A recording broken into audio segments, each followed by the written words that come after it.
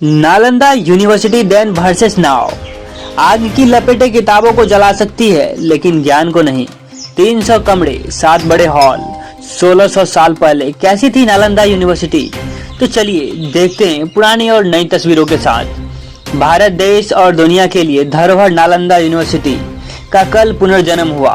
प्रधानमंत्री नरेंद्र मोदी ने कल 19 जून को राजगीर स्थित नालंदा यूनिवर्सिटी के नवनिर्मित भवन का उद्घाटन किया। नालंदा विश्वविद्यालय की स्थापना 450 ईसा पूर्व में गुप्त सम्राट कुमार गुप्त प्रथम ने की थी। बाद में इसे हर्षवर्धन और पाल शासकों का भी संरक्षण मिला। विशेषज्ञों के अनुसार 12वीं शताब्दी में आक्रमणकारियों ने इस विश्वविद्यालय को नष्ट कर दिया था। इससे पहले करीबन 800 सालों तक इन प्राचीन विद्यालय में पढ़ाई हुई है। पटना से 90 किलोमीटर और बिहार शरीफ से करीब 12 किलोमीटर दूर दक्षिण में आज भी इस विश्व प्रसिद्ध प्राचीन बौद्ध विश्वविद्यालय के खंडहर स्थित है। इस विश्वविद्यालय को तक्षशिला के बाद दुनिया का दूसरा सबसे प्राचीन विश्वविद्यालय माना जाता है। आवासीय परिसर के तौर पर यह पहला विश्वविद्यालय है। यह साल 800 तक अस्तित्व में रहा। नालंदा विश्वविद्यालय विश्व का पहला आवासीय विश्वविद्यालय था।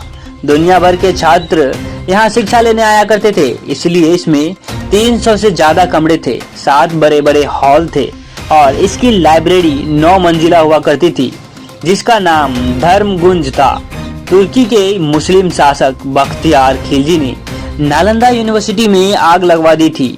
यहाँ के पुस्तकालय में इतनी पुस्तकें थी कि पूरे 3 महीने तक आग धधकती रही। धर्मगुंज लाइब्रेरी में 90 लाख से अधिक किताबें मौजूद थी। नालंदा यूनिवर्सिटी के नए कैंपस में 2 एकेडमिक ब्लॉक है जिनमें 40 क्लासरूम है। यहाँ पर कुल 1900 बच्चों के बैठने की व्यवस्था है।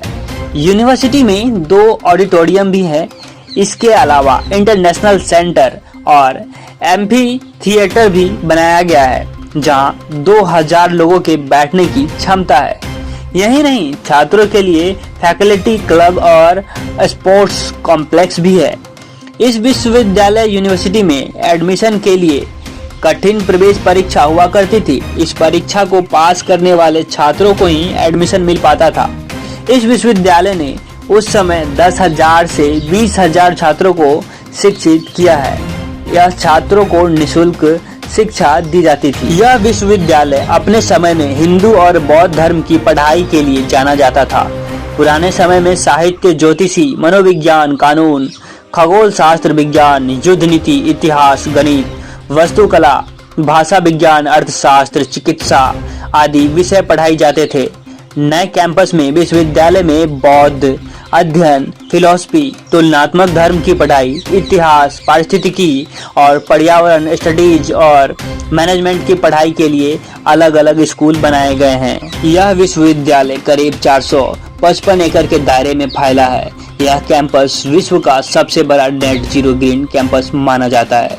इसकी इमारतें कुछ इस तकनीक से बनाई गई है जो गर्मी में ठंडी और ठंड के दिनों में गर्म बनी रहती है।